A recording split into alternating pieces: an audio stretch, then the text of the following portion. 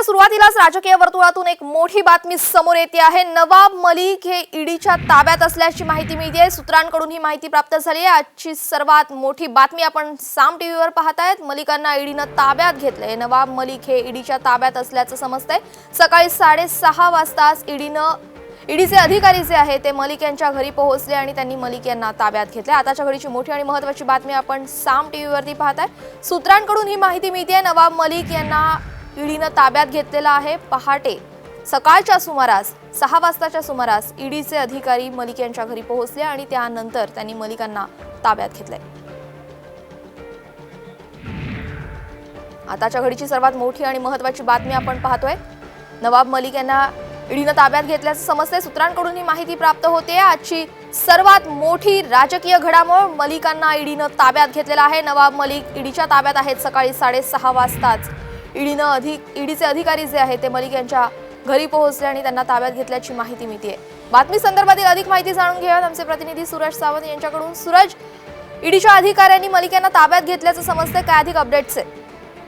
ईडीच्या अधिकाऱ्यांनी मलिक यांची घरी सकाळी 6:30 वाजता धडक दिली होती। सर्च ऑपरेशन राबवण्यात आलं होतं। याच सर्च ऑपरेशन दरम्यान त्यांचा अर्धा तास जबाब नोंदवण्यात आला आणि त्यानंतर ईडीच्या अधिकाऱ्यांनी काही माहिती मिळवून घेण्यासाठी नवाब मलिक यांना ताब्यात घेण्यात आलेले आहे। नवाब मलिक त्या ईडीच्या कार्यालयात पोहोचले असल्याचं सूत्रांकडून कळत आहे। मात्र या संपूर्ण प्रकरणाशी मलिक यांचा काय संबंध आहे हा पडताळणं खरं तर खूप गरजेचं आहे। नक्कीच काही दिवसांपूर्वी जर आपण पाहिलं तर हसीना पारकर हिच्या घरी देखील अशाच प्रकारे ईडीने छापेमारी करण्यात आली होती आणि त्या कारवाईनंतरच कुख्यात गुंड दाऊद इब्राहिमचा भाऊ इक्बाल कासकर याला अटक केली होती। त्याची कस्टडी देखील ईडीने त्याची घेतली होती। 25 तारखेपर्यंत त्याला ईडीची कोठडी आहे। या चौकशी दरम्यानच इक्बालच्या काही महत्वाची माहिती मिळाली असल्याची सूत्रांची माहिती आहे। या चौकशीनंतर ही संपूर्ण कारवाई सुरू असल्याचं देखील सांगितलं जात आहे। त्यामुळे नेमकं अद्याप स्पष्ट नाहीये की नवाब मलिक यांना का ताब्यात घेण्यात आलेलं आहे, मात्र ह्या कारवाईशी काही संबंध आहे का हे देखील पडताळणं गरजेचं आहे। नक्कीच, आणि या चौकशी संदर्भातले अपडेट्स सूरज तुमच्याकडनं घेत राहणार आहोत। तुर्तास दिलेल्या माहितीसाठी धन्यवाद। नवाब मलिक ईडीच्या ताब्यात असल्याची माहिती मिळतेय। राजकीय वर्तुळात यामुळे खळबळ उडालेली आहे। सकाळीच मलिकांना ईडीनं ताब्यात घेतल्याचं समजतंय। सध्या ईडी कार्यालयामध्ये मलिकांची चौकशी सुरू असल्याचं समजतंय।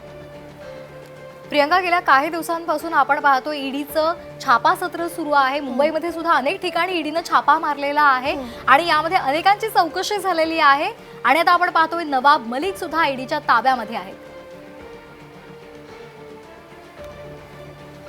आणि या संदर्भात प्रतिक्रिया देण्यासाठी आपल्यासोबत आहेत भाजप नेते सुधीर मुनगंटीवार। सुधीरजी, आपण पाहतोय की ईडीनं आता नवाब मलिक यांच्या घरी छापा मारलेला आहे, त्यांची चौकशी सुरू आहे, काय आपली पहिली प्रतिक्रिया आहे?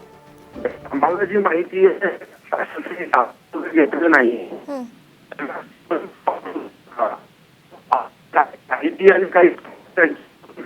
सर, आपण नेटवर्क मध्ये नसल्यामुळे आपला आवाज आमच्यापर्यंत पोहोचत नाहीये। बोला सर, बोला। काही तांत्रिक अडचणींमुळे आपला संपर्क तुटलेला आहे। मात्र आताच्या घडीची मोठी आणि महत्त्वाची बातमी आपण पाहतोय। ईडी कार्यालयामध्ये मलिक यांची चौकशी सध्या सुरू आहे।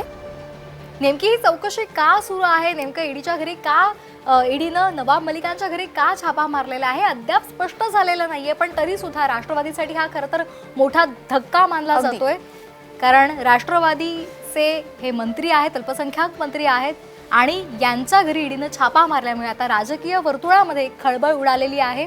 गेल्या काही दिवसांपासून अगदीच श्वेता, आणि गेल्या काही दिवसांपासून आपण पाहतोय की राजकारणामध्ये आरोप प्रत्यारोप होत आहेत आणि आरोप प्रत्यारोपांमध्ये मग ईडीची छापेमारी होते आणि अशा पद्धतीची कारवाई केली जाते आणि त्यामुळे आजच्या या चौकशीमध्ये नेमकं काय बाहेर येणार हे पाहणं देखील तितकंच महत्त्वाचं ठरणार आहे। सुडाचं राजकारण केलं जातं असं देखील महाविकास आघाडीकडून सातत्यानं बोललं जातं। ईडीची कारवाई मुद्दामून लावली जाते असं देखील बोललं जातं आणि त्यामुळेच या आजच्या चौकशी दरम्यान नेमकं काय बाहेर येतं, काय समोर येतं हे पाहणं महत्त्वाचं ठरणार आहे। मात्र सर्वात आधी ही बातमी आपण साम टीव्हीवरती पाहताय। नवाब मलिक हे ईडीच्या ताब्यात असल्याचं समजतंय। सकाळी 6 वाजताच्या सुमारास त्यांच्या घरी ईडीचे अधिकारी गेले आणि त्यांना ताब्यात घेतलंय। सध्या ईडी कार्यालयामध्ये मलिकांची चौकशी सुरू असल्याचं समजतंय। अगदी महाविकास आघाडीकडून सातत्यानं असे आरोप होत आहेत की केंद्र सरकार हे ईडीचा भावल्यासारखा वापर करत आहेत आणि इथल्या नेत्यांना किंवा इथल्या मंत्र्यांना त्रास देण्यासाठी सातत्यानं ईडीचा वापर केला जातोय असंही सातत्यानं महाविकास आघाडीकडून आरोप होत आहेत भाजपवर, केंद्र सरकारवर. आणि आपण पाहतोय आताची महत्त्वाची बातमी, कुठलंही कारण अद्याप समोर आलेलं नाहीये की नवाब मलिकांच्या घरी ईडीने छापेमारी का केलेली आहे. मात्र तरी सुद्धा आता त्यांची चौकशी सुरू आहे, त्यानंतर ही कारण समोर आणि येतील की इक्बाल नेमकी कासकर प्रकरण जे ईडीच्या घरी अगदी आणि इक्बाल कासकर प्रकरण जे काही दिवसांपूर्वी समोर आलं होतं त्यानंतर ही कारवाई करण्यात आलेली आहे किंवा चौकशीसाठी त्यांना ताब्यात घेण्यात आलेलं आहे. त्यामुळे या प्रकरणाचं काही कनेक्शन आहे का, हा देखील आता प्रश्न उपस्थित केला जातोय. श्वेता, या संदर्भात अधिक माहिती देण्यासाठी आपल्यासोबत आहेत रश्मी पुराणिक. रश्मी, काय महत्त्वाची अपडेट आहे? जी माहिती मिळते साधारण सकाळी 5:15च्या सुमारास ईडीचं एक पथक जे आहे ते नवाब मलिक यांच्या घरी पोहोचलं होतं, कुर्ला या घरी. तिथं त्यांनी त्यांच्या घरात काही पाहणी केली, चौकशी केली, तपासणी केली आणि 2 तासानंतर जी माहिती मिळते त्यानुसार नवाब मलिक यांना ईडीने आपल्या ताब्यात घेतलं. पुन्हा एकदा ईडीच्या कार्यालयात नवाब मलिक पोहोचलेले आहेत. जी चर्चा करते त्यामधनं नवाब मलिक यांना अटक करण्याची शक्यता आहे. ईडी अर्थातच ही अटक ईडी किती वेळाने दाखवते हाच प्रश्न आहे. परंतु जी माहिती मिळते, आपण जर बघितलं असेल, नवाब मलिक हे वारंवार भाजपा विरुद्ध, केंद्र सरकारविरुद्ध टीका करत होते आणि विशेषतः एनसीबी विरोधात त्यांनी मोठ्या प्रमाणावर आघाडी उघडली होती. कशा पद्धतीने काम चालत आहे, कशा पद्धतीने अडकवलं जात आहे याची मोहीम जी आहे ती नवाब मलिक यांनी उघडली होती.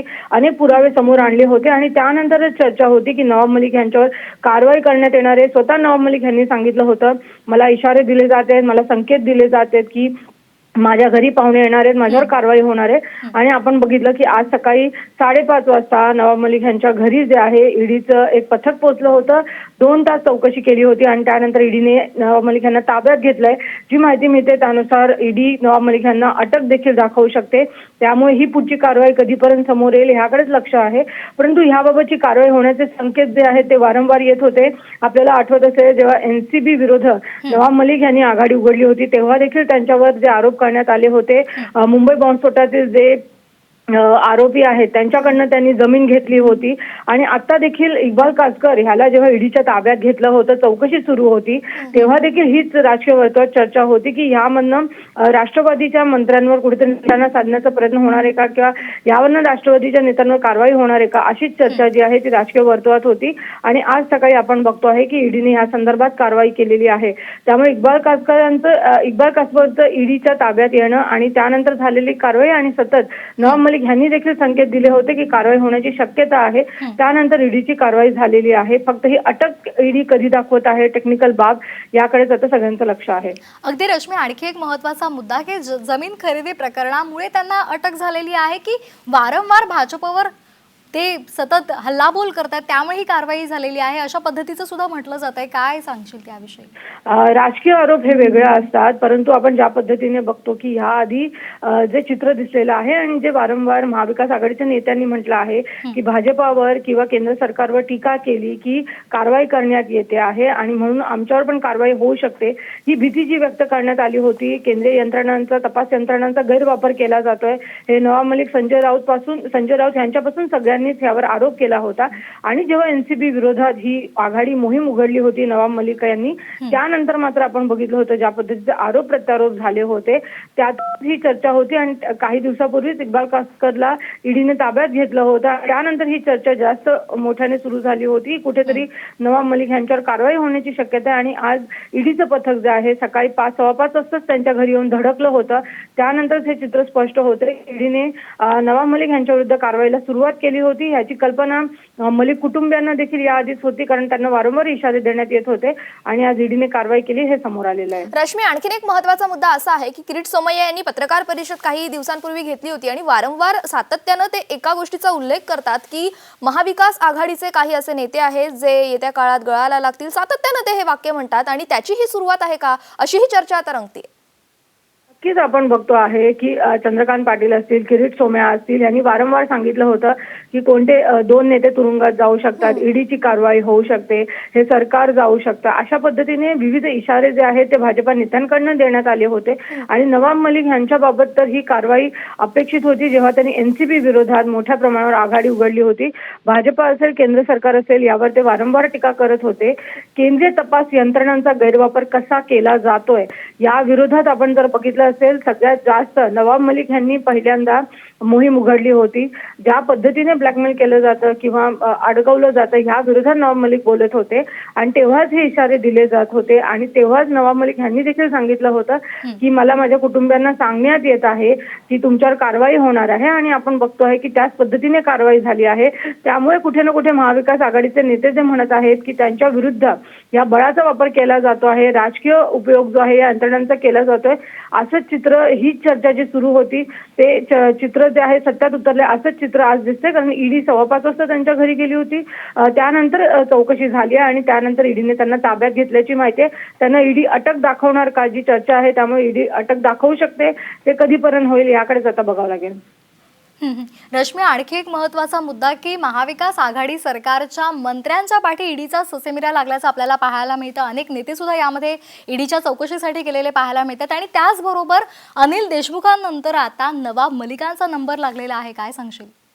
नक्कीच आपण बघितलं असेल तर राष्ट्रवादीमध्ये पहिला अनिल देशमुख जे होते ते टार्गेटवर होते. परमवीर सिंग यांनी त्यांच्या पत्रात अनिल परब यांचा देखील उल्लेख केला होता. त्यामुळे त्यांच्याकडे देखील ईडीची वक्र नजर होती. त्यानंतर नवाब मलिक आले होते राष्ट्रवादीमधनं, ज्यांनी एनसीपी विरोधात आघाडी उघडली होती. शिवसेनेमध्ये देखील आपण बघितलं असेल तर संजय राऊत यांनी स्वतः पत्रकार परिषद घेऊन सांगितलं होतं माझ्या मुलीचं लग्न झालं, त्या लग्नामध्ये देखील जे सहभागी होते त्यांची देखील चौकशी करण्यात आली आहे. त्यामुळे महाविकास आघाडीमधील जे टार्गेट होते त्यामधलं एक नवाब मलिक टार्गेट होतं, ज्यांना वारंवार इशारे दिले जात होते आणि ते स्वतः याबाबत सांगत होते की आम्हाला असे इशारे देत आहेत. त्यामुळे कुठेतरी हे जे राजकीय आरोप प्रत्यारोप होत आहेत आणि ज्या पद्धतीने महाविकास आघाडीकडनं हा दावा केला जात होता की केंद्रीय तपास यंत्रणा आमच्या मागे लावल्या जात आहेत, आम्ही त्यांच्या विरोधात बोलतोय म्हणून आमच्यावर कारवाई होते, त्यातच आपण बघितलं होतं की इक्बाल कासकरची कस्टडी घेतल्यानंतरची ही कारवाई आहे. त्यामुळे या दृष्टीनेच त्याकडे बघितलं जात आहे. नक्कीच. आणखीन एक महत्त्वाचा प्रश्न असा आहे रश्मी की काहीच दिवसांपूर्वी आपण पाहिलं की केसीआर हे मुंबईमध्ये आले होते, पवारांची त्यांनी भेट घेतली होती. आता भाजप विरोधात सगळ्यांनी मोर्चे बांधणी केलेली आहे, सगळे एकत्र आल्याचं राष्ट्रीय पातळीवरती देखील आपल्याला पाहायला मिळतंय आणि त्यामुळेच अशा पद्धतीचा बदला घेतला जातोय का असाही प्रश्न उपस्थित होतोय.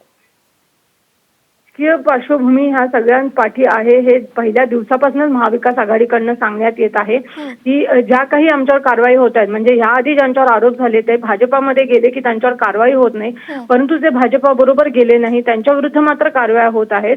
राष्ट्रीय पातळीची जी चर्चा आहे त्या गोष्टींमध्ये अजूनही वेळ आहे. ही जी बाब आहे जी नवाब मलिकांच्या प्रति दिसते आहे ती ही आहे की ज्या यंत्रणा आहे, जसं आपण एनसीपी बघतोय, एनसीपीचा वापर कशा पद्धतीने राजकीय पद्धतीने होतोय, समीर वानखडे यांनी कशा पद्धतीने कारवाई केलेली आहे, भाजपा किंवा केंद्र सरकारच्या ज्या नीती आहेत किंवा त्यांचं जे राजकारण चालू आहे त्याविरुद्ध नवाब मलिक हे वारंवार बोलत होते, वोकल होते आणि त्याचमुळे ही चर्चा होती. आणि स्वतः नवाब मलिक यांनी म्हटलं होतं, ट्विट केलं होतं की माझ्या घरी ईडीचे अधिकारी येणार आहेत, ही मला माहिती मिळते, तुम्ही या, मी तुमची वाट बघतोय.